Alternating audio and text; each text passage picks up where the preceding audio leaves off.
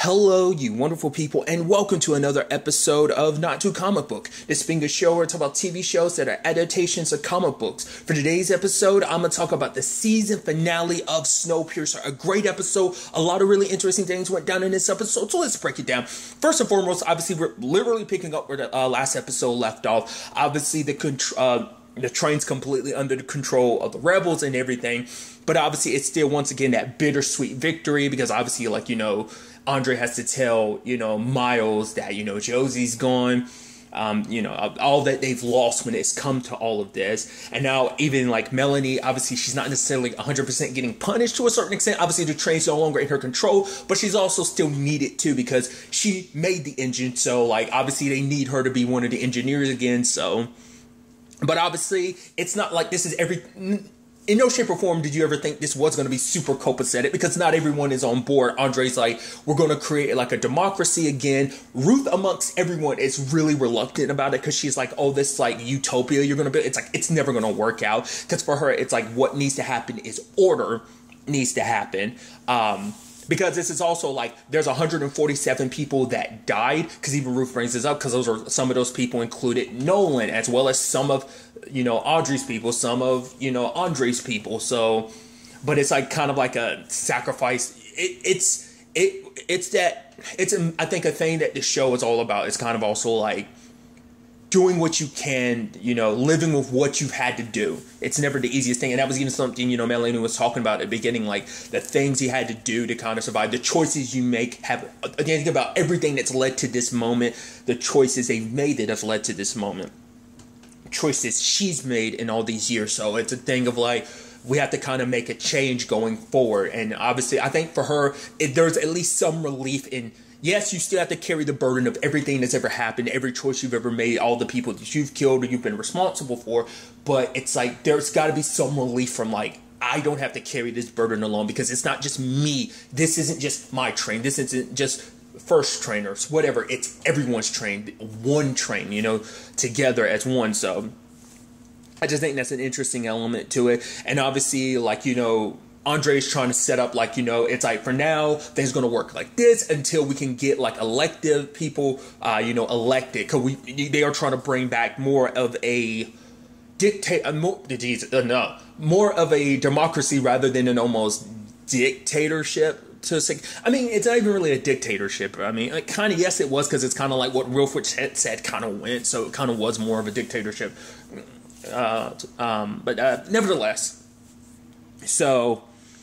we also had Melanie. She's saying she had to do one thing. Part of me was apologize to Miles because he doesn't know about Josie. I thought it was that, but it's no. She goes to Audrey, and Audrey's okay, now you're holding on to this secret you've been holding on to. She's you've never been one of the people who just done this, and now I know why, because of the secret you've been keeping. But the fact of the matter is, for her, it's she's done, for, Melanie, she's done a lot of things, but her greatest mistake, because obviously, Audrey's leaving her through everything, and just as she's walking, it's just she sees tons of bodies. It's a representation of not just what was fault, but just everything that's happened, all the people that have died because of her. So she's I got to carry that. But then her biggest regret was her daughter Alexandra. It's I left her. She's I got so sucked up into my work. The fact of the matter is, I put it before her. And then when the time came, rather than going to her, I just kept working. And when the train left, I stayed. I didn't get off. Because I guess for her, it's this thing of almost this need for, I don't know how to 100% interpret that as either it was just her human instinct to almost I don't want to die. That self-preservation aspect to it, or it could simply just be this is my work and I know who Wilfred is. I can't let this fall into him, because if I do, humans are doomed. So you can almost make it seem she almost got a little, like I said, this is easily me reading too much into it, but you can make the argument maybe she got a little too God complexy about it and was no, I'm not going to let my engine be used the way Wilfred wants to. Because obviously all of that was set up ahead of time, the whole ticketing system and stuff like that. So she already knew how Wilfred was going to go about running things. So there's that.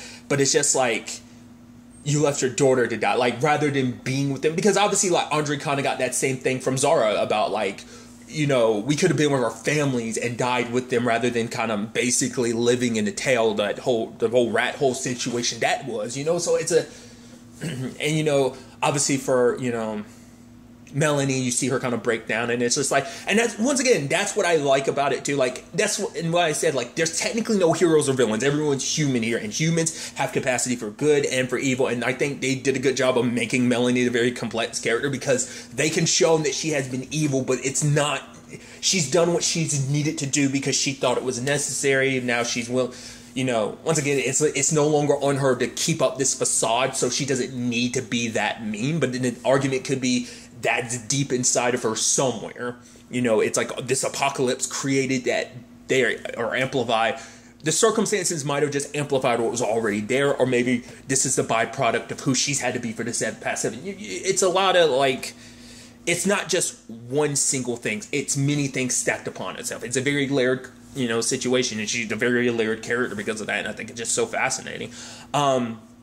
Andre and the whole Zara thing, that's a whole complicated thing too, because it's like, once again, it's like, we're never going to be the family we want it to be, we're dreamed of, but we can find a way to go forward, you know, because it's like, it's not about you, it's not about me, it's about her, because she's their child, whether, you know, he thinks it's a girl, she thinks it's a boy, it's like, that child is going to be the next generation. Like, basically, we have to do better for this child, be better for this child, because it's about them, putting them forward, putting them first, making this better all for them. Not in as many words, but I think that's kind of what, like, the in-between lines, you know, kind of aspect to it is. Then we get the interesting situation in the engine where it's like, Bennett notices something, but then he's trying to pretend like he didn't. I'm like, what the hell are you doing? And then, like, because Javi's picking up, like, on the radio, he's picking up music. Bennett kept being like, it's from the other train. He's like, no, like, dude, he's like, no, this isn't from the train. It's, like, from somewhere else. And so that situation keeps elevating along. Obviously, we circle back. There's looting around, and obviously, like, it connects to the whole Jinju and Till thing, because it's like, you kept the biggest secret on the train, and it's like, for Jinju, everything she did was for the betterment of the train, because it's like, look at what happens when the truth is out there. People needed the fable of Wilfred to keep them in line, and it's like, look at all this, like, we're already kind of with our backs against the wall with all of this. We're heavily hindered in all of this, and people are looting and looking out for themselves, and obviously Andre's trying to, like, keep that in line, because it's like, we're supposed to be in this together. No more, like, looking out for just one, looking out for numero uno. We're looking out for everyone. We're a community, essentially.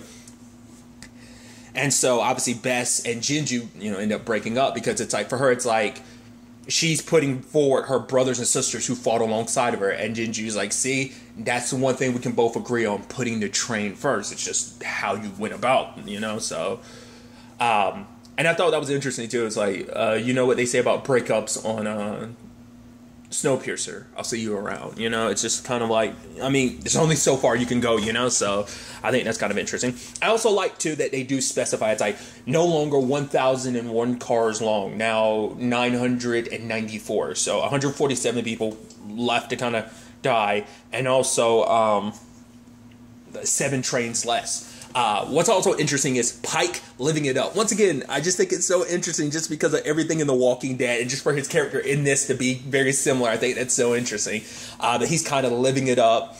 And then what really surprised me is when LJ came out and she was a mess. I was like, what? I was like, holy shit. I thought maybe you'd strive in this, but I think LJ's situation is she's a sheltered kid. Like, I think her mental capacity, just because her parents have always been there. To be fair, she grew up in this situation. I think she was already she was already kind of messed up I think she already has, like, some instability issues to begin with. Like, we kind of already knew, because, like, that's why her dad had a fake eye, because she stabbed him in the eye during an argument. So there's that. But I think we've seen that she's already unstable, but I think her parents made her grounded. And that's the kind of crazy thing, too. It's like, she was around, cutting off penises and killing people. Like, I mean, granted, it was Eric.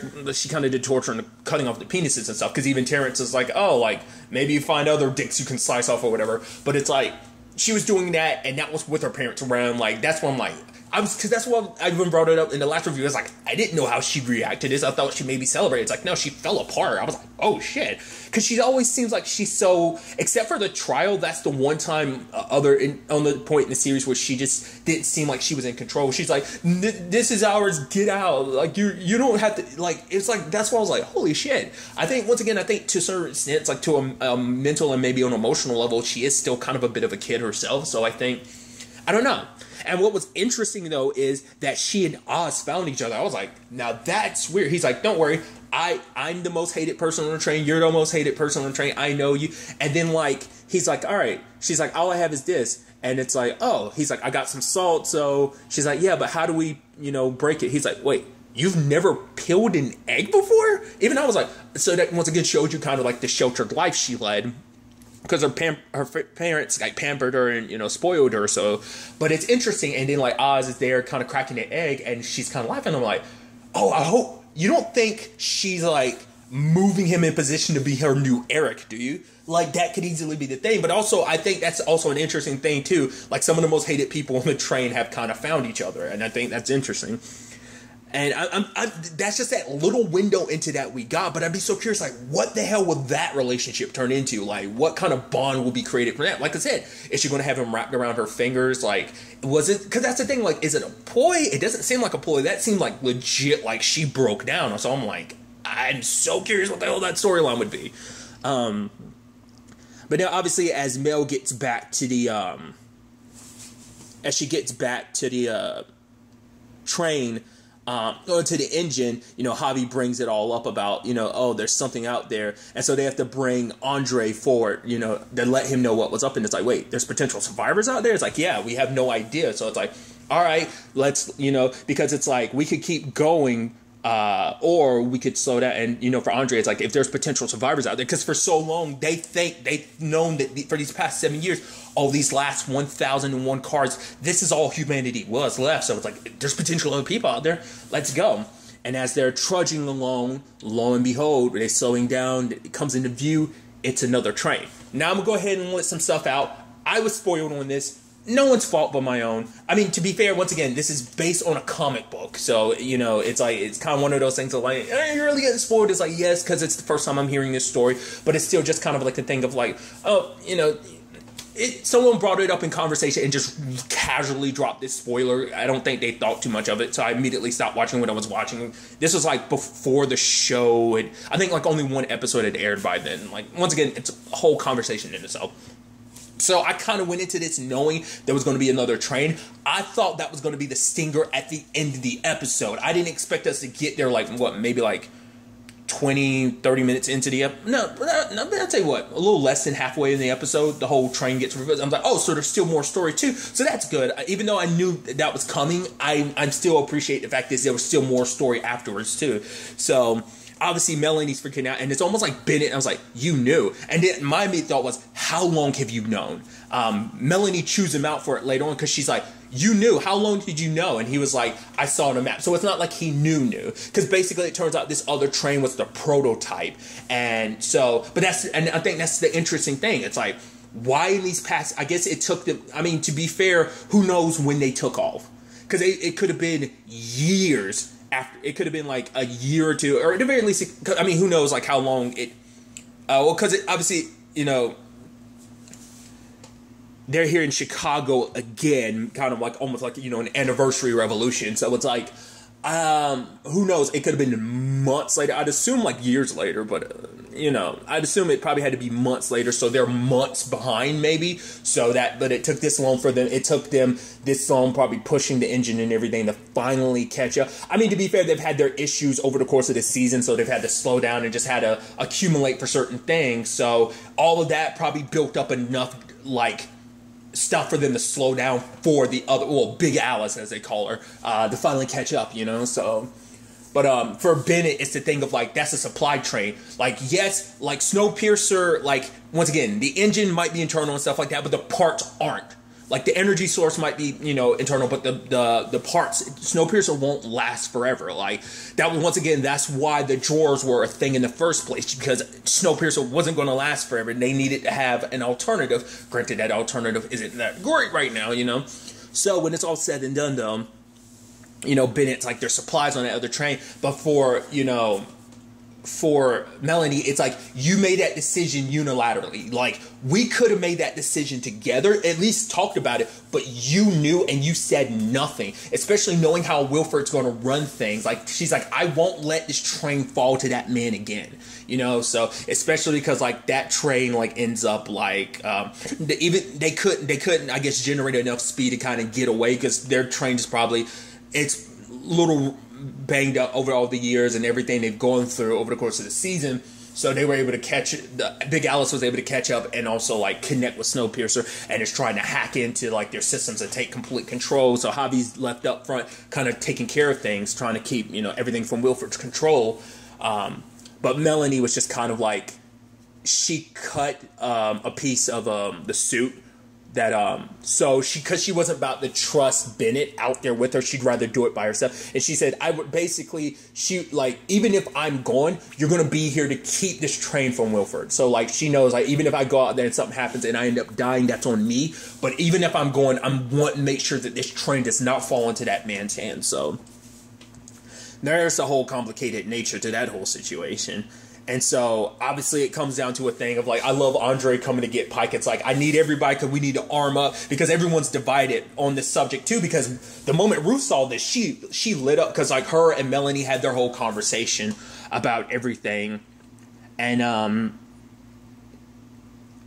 for Ruth, she was so excited. She's like, oh my God, Mr. Wilford's alive. A lot of people, you know, people from second and so on and so forth are, like, ecstatic about it. It seems like, well, first and second, they're so excited. Like, oh my God, Mr. Wilford. And, like, Ruth is excited about it. And it's like, oh, like, he'll, you know, as, you know, hospitality, she's going there to kind of, you know, talk to him herself. Obviously, Andre's trying to arm up, and I love getting Pike. And he's like, all right, Pike, despite everything, we need every able-bodied. He's like, why are you trying to force me to be a better person than I am? It's just like, I love that. He's like so scummy. It's like, stop trying to play at my better nature. Stop trying to make me a better person. I'm a scumbag. Don't leave me alone type of situation. And he kind of gets dragged along. So the other train is cutting into, you know, the tail and everything. So Andre's there, but then Ruth shows up. She's got a choir of kids singing. And then, like, later on, she pulls out the gun because she's like, I'm hospitality. The teal is the color of peace. I'm like, you sound nuts right now. And Andre's like, all right, I feel you. All right, so I want you right beside me when we see him, Ruth. And Ruth's like, I want to be the first one to kind of shake his hand. And it's like, fine, come to the front. Everyone, just weapons down. So preparing for that. Literally the entire time Melanie was on the front, she literally released herself from her harness, because it's like that was taking too long. So she's soloing it and ends up, you know, almost falling off the train, but luckily catching herself. But then, like, Mr. Wilford hits the brakes on the entire train, both trains, and ends up slowing down. And so it becomes a thing of, like, well, shit.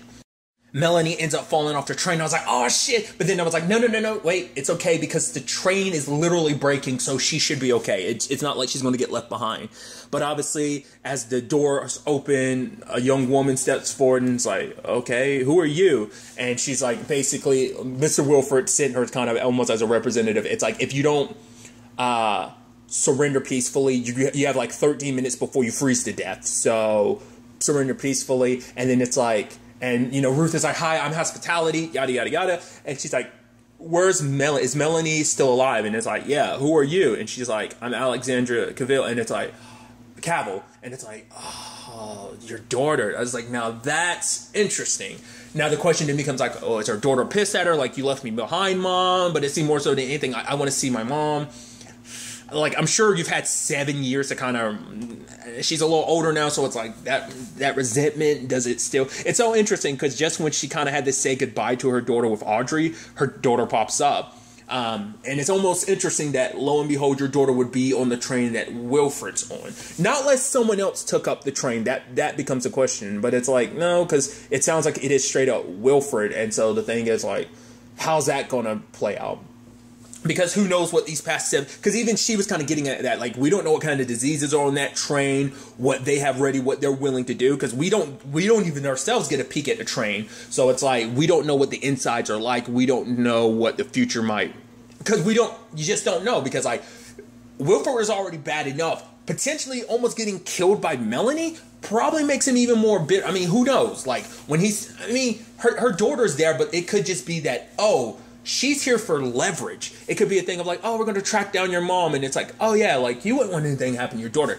He could go pure evil like that. Maybe not. We don't know the dude. We only know through what Melanie's explained to us. I mean, to be fair, once again, the foundation of everything this train is built off of is kind of from him. So, and so you can see there being some truth to what Melanie says, but what this means for the rest of the train, who knows? Obviously, we get to the ending, and I wonder, is that specifically designed that way, like that aesthetic they use at the very last shot of it? Is that supposed to be, because they did it at the very beginning of the show too? I'm wondering, is that supposed to be more in line with like the design of the comic book / graphic novel that this is based on? I'm wondering, a lot of really interesting things. Snowpiercer has been renewed for a second season. I'm very, very excited to see ultimately what they end up doing with season 2. I'm curious who they're going to get to play Wilford, what he's going to be like, what this new dynamic is going to create. Like I said, they literally just finished a civil war for this train. Once again, maybe the next season could begin off being like, oh, this is what's everything that's gone down in the past 7 years on the other side of things, kind of like, I think that'd be kind of a neat thing, but it's like, it's going to be a big shakeup in many different regards. It's so interesting because obviously Andre was trying to come at this from the perspective of we have a common enemy, but obviously there are people like Ruth who are divided, more so people who are in a more advantageous position. Obviously Ruth is kind of fangirling and stuff like that, but let's not forget they even played it at the beginning. It was either this episode or last episode. Melanie was like, he's not the man you think he is. So, and I think that might be something we see in season 2 where Ruth kind of sees, oh, Wilford's the rude awakening of like, oh, Wilford. Also makes you wonder, obviously they're gone, but it's like, maybe there's more to that or not. The 147, the 7 cars, like maybe there's going to be more to that. I would assume not. I don't think there's any working around that. Maybe there is, but I think that's all said and gone. I think that's kind of a done deal on its own. So I am curious to see where all this goes, especially like Miles' story, because obviously he wasn't really in this episode except for the Josie stuff, but I'm like, he knows, being as smart as he is, I'm curious like where that's going to take his story, like whether it be like the engine room and maybe Wilford takes an interest in him or whatever. I don't know, because I mean, even if they lock the engine room again, it's not nothing they can do because like Wilford's got complete and other control. Granted, Melanie's on the ground, so she's going to try and separate things. But once again, she doesn't know that her daughter's there, so that might complicate things. It's going to be interesting to see what this face to face is going to look like in season 2, where the story goes. Once again, you've read the graphic novels, you probably know. Once again, I'm still yet to see the movie. Probably won't at this point. So I don't know how far in the story it went, but regardless, I'm very, very interested to see, what season 2 would have in store for us. But really, that's all I'm going to talk about. Until next time we meet, be happy, be safe, live life to the fullest, and enjoy it. Good day and good